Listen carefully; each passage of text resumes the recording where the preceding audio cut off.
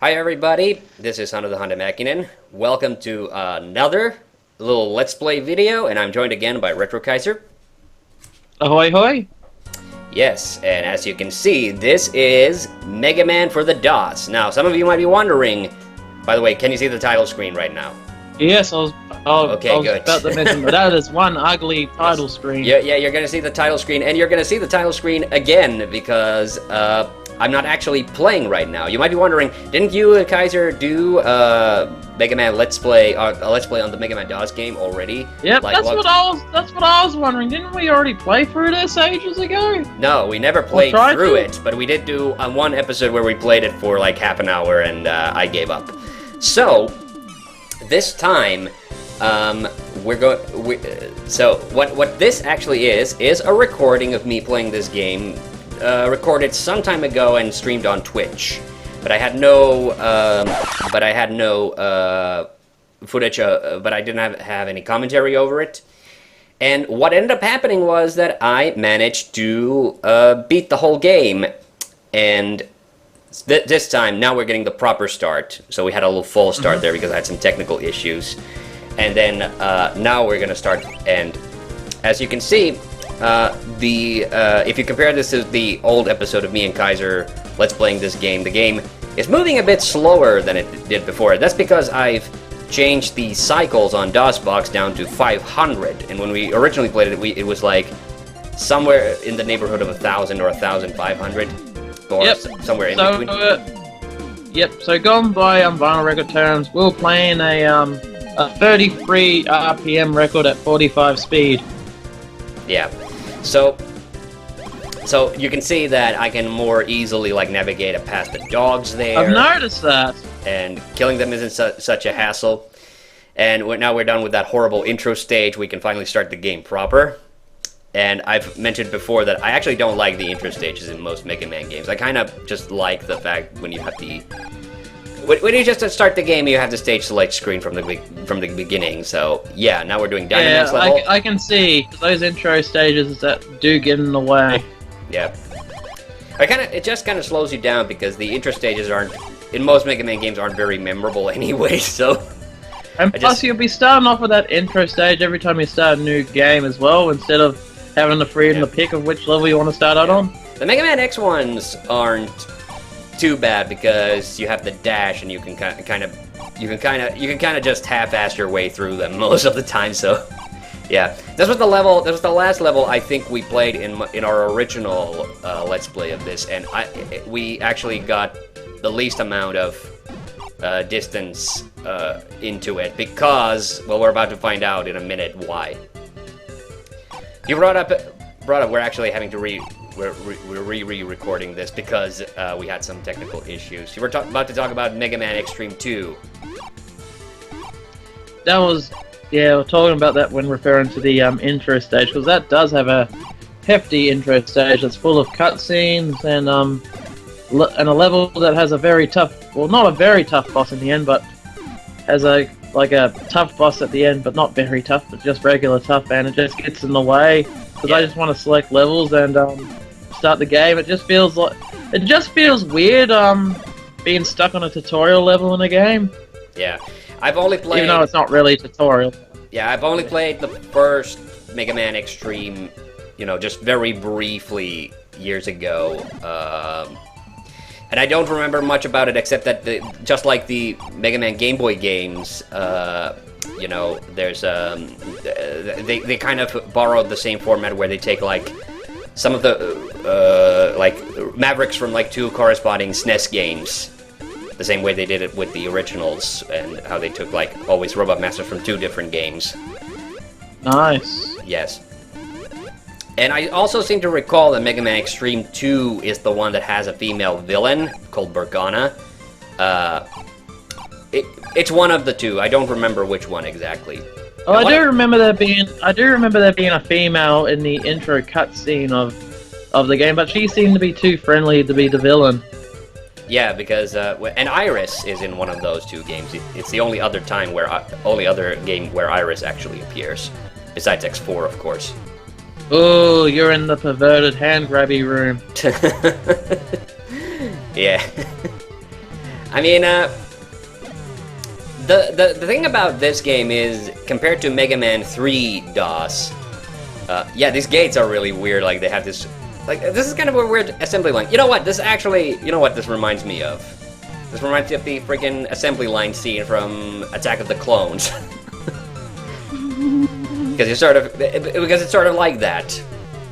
Or, conversely, you could say that scene is like every freaking video game that has that kind of conveyor belt level. Oh god, the ants. Yeah, this is some bullshit. This is where... Okay, I was about to say that in defense of this game, compared to Mega Man 3 DOS, that the levels aren't nearly as confusing as Mega Man 3. Because Mega Man 3 had like that very labyrinthine level design principle. All the levels just kind of loop around in a weird way, and there's a bunch of dead ends that you have to kind of navigate through. But then I remember that what this game does, and it does this a lot. That you just have a lot of enemies that you can't kill because they're just. It's a very buggy section part of the game. Haha. Even though I don't think ants are bugs technically. Yes, they are. They are okay. They are exactly that. Good. Well, okay. Because I know you got spiders and arachnids, so. No, but arachnids. But the thing is, bugs kind of be a catch-all term for like insects. You know, six-legged creatures. And I guess there is a group of insects that are known as true bugs as well, so... Sorry, been studying a bit of biology here, so... But you know what's the really freaky thing about ants? Is they're actually more closely related to bees than most like land-dwelling... Oh, is it because of the huge butts? Sort of. I mean, they're technically considered stinging insects. So, you know, that's why. And yeah, if you look at the body segmentation of like an ant, it is kind of similar to a wasp or a hornet, when you really think about it. So, yeah. Alright, and now we get to the boss room. I don't think we ever got to any of the bosses when we did the DOS playthrough of this. Oh god, look at that. And look at how much damage I did to him on that first run pass through. Ah, that Dynaman, he looks like he just came back from a cricket game. He looks like he's wearing cricket gear. Hey, this is a nice piece of art that they totally ripped off from another Mega Man game. It kind of looks like that Harvey Toon style, like Casper and Richie Rich. Yeah, but that's clearly taken from like a manual to either Mega Man 1 or 2. Like I recognize the art that's taken from somewhere else. This level we spent quite a lot of time on because I ended up getting a game over in the underwater section. So this is so weird seeing Mega Man just shoot at regular animals. Yeah, I mean I suppose they're supposed to be robots, but the graphics aren't good enough to tell. Sorry, that's a cheap one. And yeah, that fucking gate, that was like my biggest hassle. These bats are annoying. They are hands down one of the most annoying enemies in the game. And driving you batshit crazy, huh? Yeah. And for the longest time I didn't realize. You see those explosions, like those pink balls that I'm shooting at. For the longest time, I did not realize those were enemies that you could shoot at. I thought they were just fixtures in the background and there's nothing you could do about them. Okay, this lizard or rat, whichever it is, like that's one of the few enemies that luckily like actually at least like gets up once in a while to give you a chance. But like if we were playing this in the same speeds as the original, like there was no chance to, you know, for you to get. Okay, I can kind of see the robotic nature of those rats and frogs. Kinda. Yeah. Yeah, this tunnel is annoying when those going through it the first time. Like a lot of sections in this game, they're really hard when you play it for the first time, but then when you realize like where the spawn point of the enemies is, it's actually very easy to just kill enemies before they even appear on screen. So all those toxic waste barrels, they remind me of Secret Agent by Apogee. Oh really? I thought you were about to say Duke Nukem, but yeah, kind of. What was that game like? Was that also a platformer? Yes. Yeah. I mean, I do kind of like, honestly, I do kind of like, you know, these kind of crappy, primitive DOS platformers. there is something really charming about them, like, you know, it's the same way like with old Game Boy games, like, you know, sure, they're kind of like watered down NES games in a way with black and white graphics, but you know, there is something really charming about it. Oh, this was the part where we ended up dying, and where I think I was talking about Resident Evil. I seem to recall. This part is reminding me of an extreme Donkey Kong stage. It sort of does. It sort of does. Did you see? Hey, I did a movie commentary on Twitch again. It was called Satan's Radicals. Did you check that one out yet? No, I was busy. There's a very Donkey Kong-esque sequence in that as well, so you might want to check that out. But yeah, these electric currents are real bullshit. Like, you don't even have to fall on them. That's why I keep jumping so early, because literally you can just, like, if you step like halfway across the edge where you think you would be safe, you think you would have to fall into the electric current, but no, you can just like take damage from that electric current really, really easily. But yeah, like you say, I'm having a lot less trouble now because the game's so much slower, so the bats don't like instantly gun for me. Like, I have a way more time to react to stuff.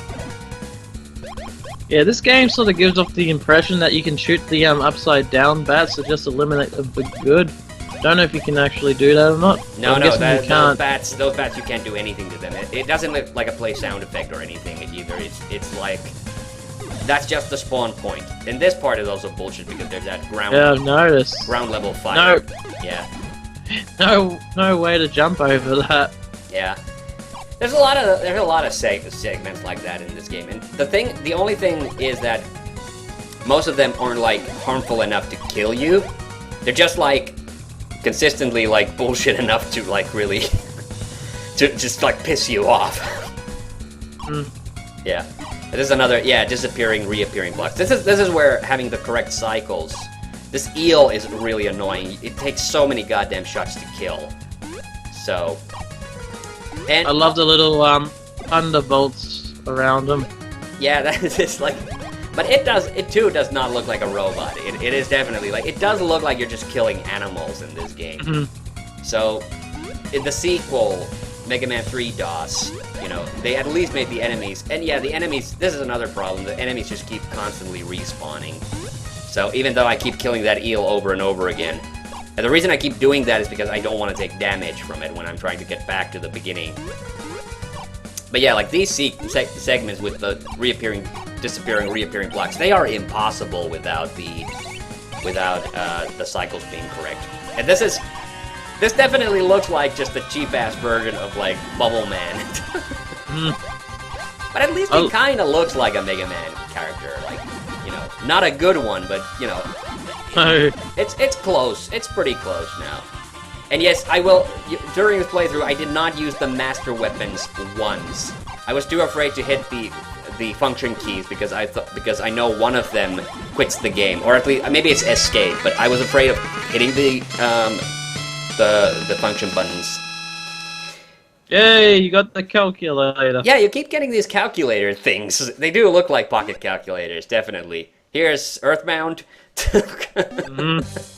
And this was the level we started on last time, and this level is still bullshit, even with the slowdown. Parrots. Yeah, the parrots, and then you see the electrical current on the lines.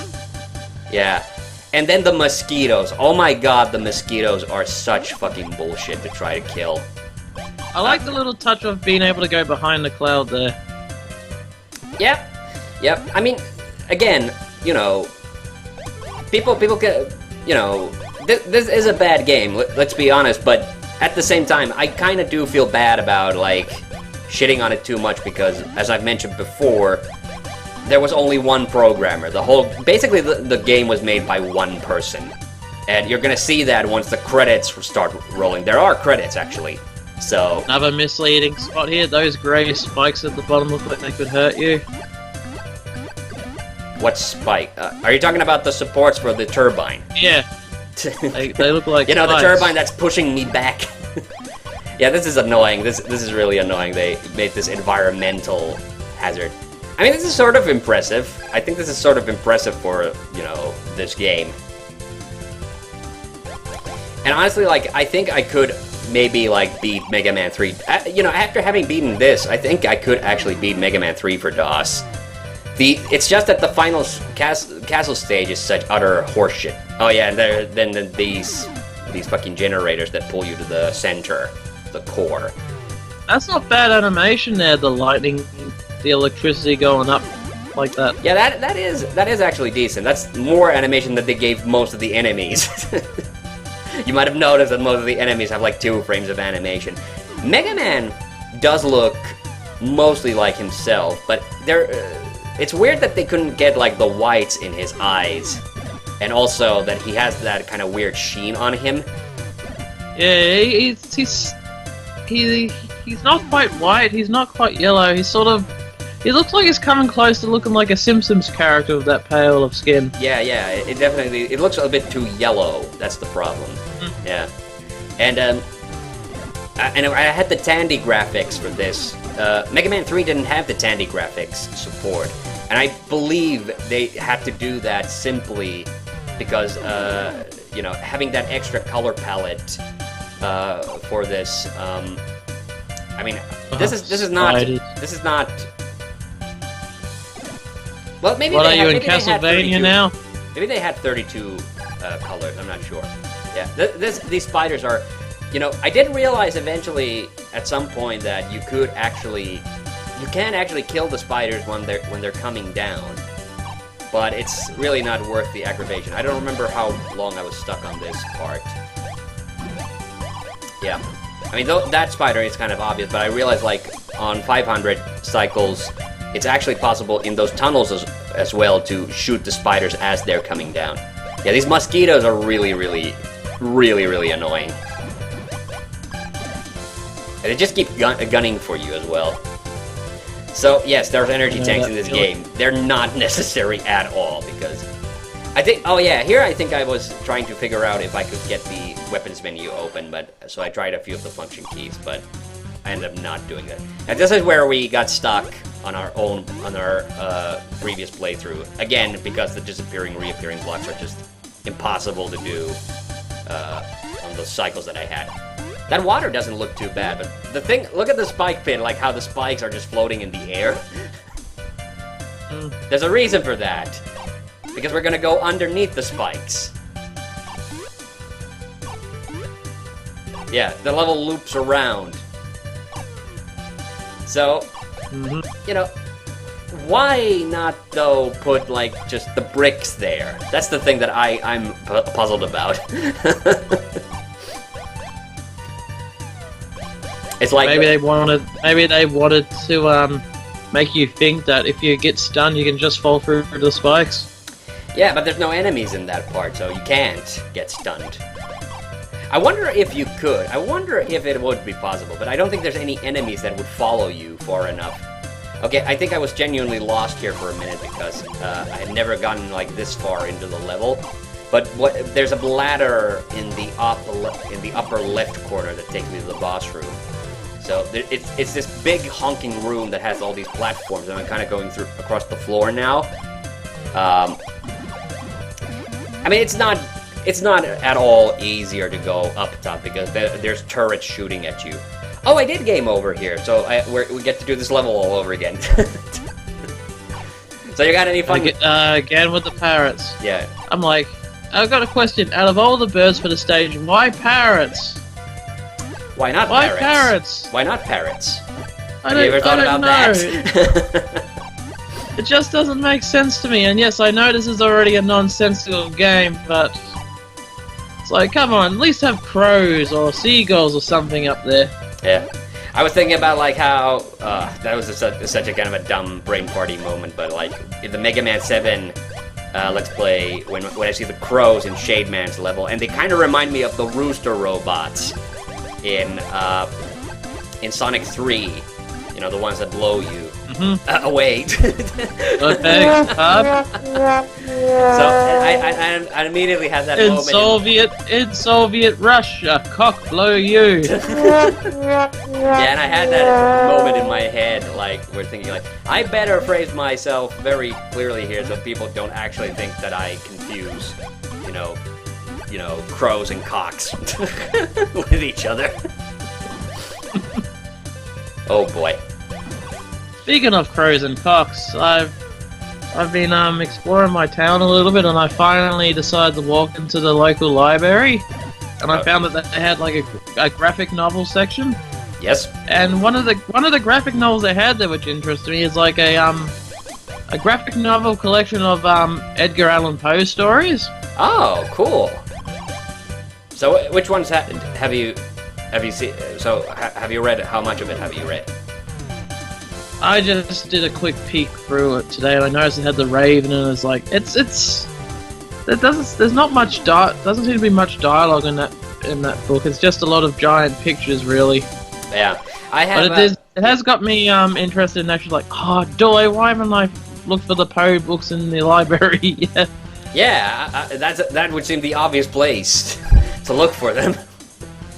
I know my local, well, not local, but my city library does have some Lovecraft stuff, but it's been translated into Finnish and it doesn't sound nearly as good. But we also established on our previous podcast that I'm actually not that big of a fan of Lovecraft. Yeah, although there are some Lovecraft stories I like. And also, I was about to say, I actually, there was a few years ago, they released it as like a manga book size, but it was like, you know, well, I guess paperback. They had paperback comic adaptations of a few Lovecraft stories that they had in this one volume.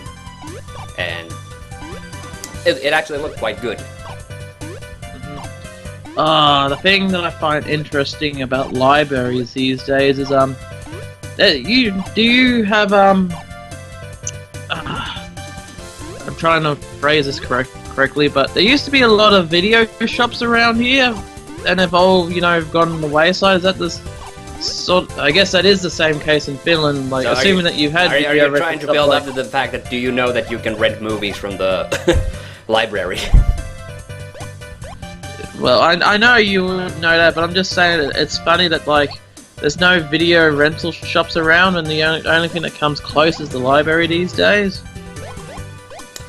You know what? There actually, I think there still is one video rental store in all of Finland. Because I know it was a big news story because one of the two remaining video rental stores in Finland actually closed down. And that's how I know that there's still one left somewhere, but I have no idea where it is or what kind of business they do. Because here's the funny thing, the most popular chain of video rental stores in Finland is a place called, wait, I'm trying to, it's either Filmi or Video is the first word, but it's Filmivuokraamo Makuni, so film rental for my taste is the literal translation of that company name. And guess what their most popular product actually was? It wasn't, ironically, it wasn't the frickin' the movies. It was the porn section, wasn't it? No. It was the candy. It was the frickin' loose bagged candy that you can buy from there, and you pay by the weight. So that was the main thing. It became it basically became more a candy store than a video store, and they're still around. I love it when a video rental store also doubles up as a candy shop, because you gotta munch on something while watching the movies. But yeah, exactly. Yeah, and it's so funny to me that kind of became the main business as opposed to the films. Yeah. Sadly, all of our really large rental things are all closed down, which isn't a surprise. Like, we used to have Blockbuster over here, Video Easy, and we used to have a place called Family Video. I know America, US had Family Video, and the thing I find ironic about Family Video is they've got Family Video in the name, but they were the only rental shop in a rental franchise here that had a porn section. Oh boy! Fun for the family. All right, now we've gone up to Earthbound Man or Shockman or Starman. Star. Yeah, but you know, he is actually the only one of the bosses that's actually any difficult, because you notice that he has the force shield and I cannot shoot at him while it's up. And even during that brief window of opportunity that I have to attack him, like, I'm not able to even do that much damage to him. Like, decent amount, yes, but it's not like with the other two bosses where literally when they're just standing around, I could just keep wailing at them with my gun. No, you have to jump at a certain angle too, because he shoots from all sides. Yeah, so this is the one actually kind of decent boss fight, because once we're about to get... And when you get stunned there, it just shortens your window even more. Yeah, so this is the one actually decent boss fight, because now we're gonna go to Wily's castle. Yeah, here it is. Here is the Skull Fortress. Wow. It's like, whoa, it was there the whole time? Yeah. Holy crap. Yeah. So this is the final level. There is nothing more after this. This is the final level. We're gonna have rematches with all the 3 bosses and then Wily at the end. So, yeah. And this has got to be one of the lamest final levels of any Mega Man game, because literally it is only it's just these straight corridors full of the same enemy. Oh, except here, we have a Met. Hey! Yeah, there's a familiar face. I like how he looks grumpier than normal. He looks exactly the same Right. as in the Mega Man 3 DOS game, because they probably just recycled the sprite. But you know, notice how I could kill him with one shot there. In Mega Man 3, you had to shoot him like 6 or 7 times before he died. Yeah, they made the Mets one of the most hardest enemies for the sequel, which I think is just hilarious. Oh, I think we're gonna see another familiar face in a minute, actually. Well, this is just the... Oh god, it's the mosquitoes. Yeah, buzz off. Buzz off, yeah. You know, you remember Buzz Off in He-Man, how he's one of my least favorite characters. Yeah. But actually, in the 2000s version of He-Man, he was actually pretty cool in that. I liked that version of Buzz Off. And ironically, I really hated the 2000s versions of Stratos. You know why? Because he wasn't a good character? No, because he talked like this. For some reason, they made him sound like Sean Connery. Like, Scott McNeil, you know, awesome voice actor, but for God's sakes, you know, the voice director could have, like, you know, maybe we could have told him, like, yeah, no, we don't need Stratos to sound like Sean Connery. No, I can picture more Man-at-Arms sounding like Sean Connery, though. Because of the mustache. Hey man, you fucking asshole! Oh boy, Ken, aka Aquilon, he really loved that episode of the Mega Man 7 Let's Play where I, as Dr. Light, I went, Mega Man, you asshole! It's just like, I don't know why I went with that characterization of Dr. Light, mainly because I was kind of goofing around with the voices of that I used to do for the cartoons. For once, I actually remembered to do that in a Mega Man Let's Play. For like, you know, it only took me like what I've done like 4, 5, 1 and 2, and only now that I did friggin' 7, like I finally remembered to do some of the voices, which was fortunate because there was the Robot Museum part, so I actually remembered to do a couple of the voices from there as well. Yeah, like, I'm actually being held up by,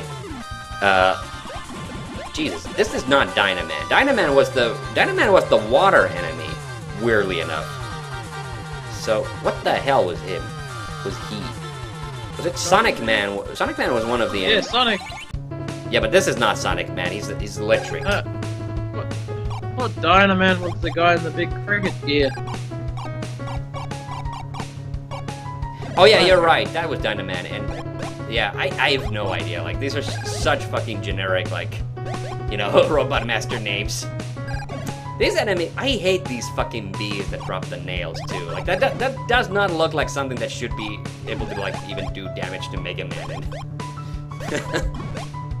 I seem to recall there's a Sniper Joe in one of these tunnels later on, but I'm not 100% sure. Ooh. Oh, having a bath. Yeah. Having a lava bath.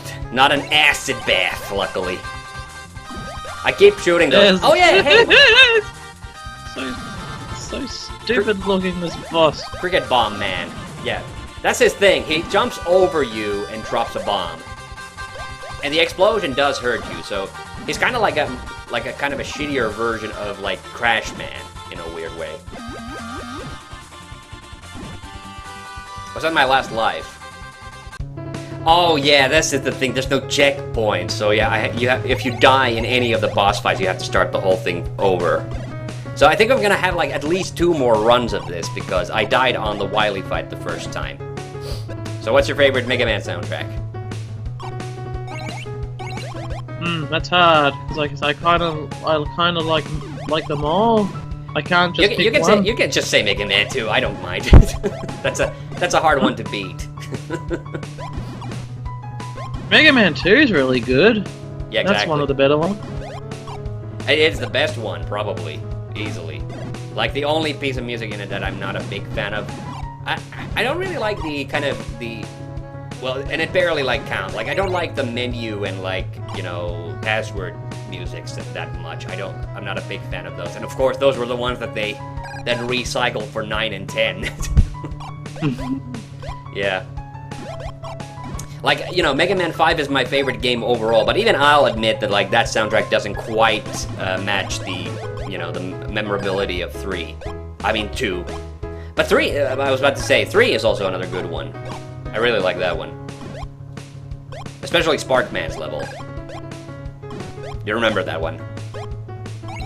Yeah. Well, when it comes to sound, this isn't music though, but the voice acting from Mega Man 8. Yeah?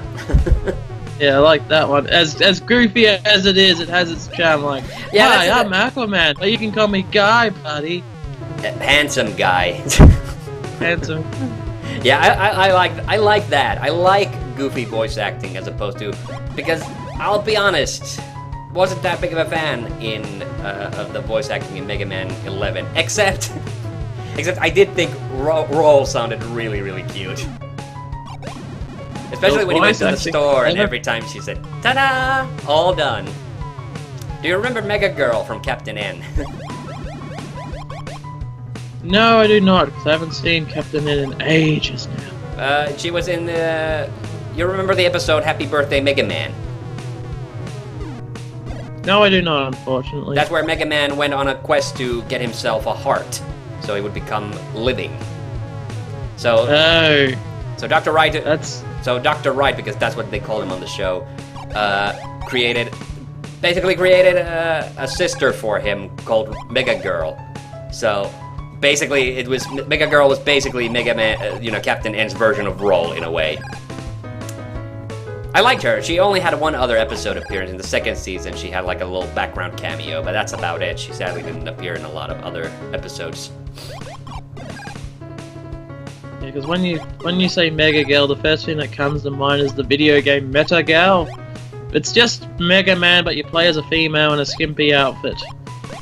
Meta Girl, huh? Yeah. And what was that I for? reviewed it recently. Oh, it's a new PlayStation game. PlayStation Vita, but it's also on PC and PlayStation 4. Okay. That sounds like fun. It's also got really easy trophies. Like you pretty much once you beat the first stage, you've gotten all the trophies, and that's a platinum as well. But it's one of those games that I just kept playing despite the trophies. Well, I had to because I was reviewing it, and it ended up being quite a good Mega Man clone overall. Like it takes some of the things that people dislike about Mega Man and rework it into their own.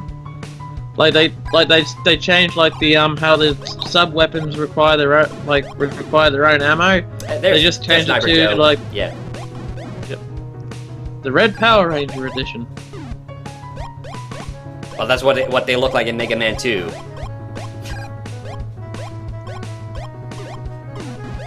I guess they were a little bit more pink. I guess that's the limitation of the TheHande colors. You just killed Sendu. Yeah. Alright. By the way, if the picture's a bit twitchy, that's not just you, I think. We might have had... That was not a No pun pun I made, intended. but like I think I might have had some feed issues at this point. All right, so this is the final boss fight. It has 2 phases. I have to blow up the top part of the robot, and it reveals that Wily's inside it. Why does it look like a toaster? What? You don't like Wily toast? Sort of looks like a toaster version of Ed 209. You have 10 seconds to come. You have 10 seconds to comply. That was a bad Dr. Wily impersonation. Hello, Mega Man. Drop your weapons. You have 30 seconds to comply, or else I will toast you over a fire. Oh no, wait. I did beat him this time. Yeah, because I noticed that the running time's low, so this is how easy this fight is. You just get to the opposite side of the room, get on the level that Wily is on, and you can dodge some of the bullets. Like luckily they gave that room had that room before that had all the power-ups, so I got a full energy bar before the fight. But look, it's already done. There we go. Wily is Dr. Wily has surrendered. Mega Man has saved the planet from destruction, but will it last? Yep, there we go. And Steven Rosner, he's the guy who made this game. Design, graphics, programming, sound. All right. So that was Mega Man DOS Edition. Any last words here, Kaiser, before we end it? Not really. I'm just in shock that someone actually beat the game. Yeah. Well, until next time, I'm TheHande. See you on the next one.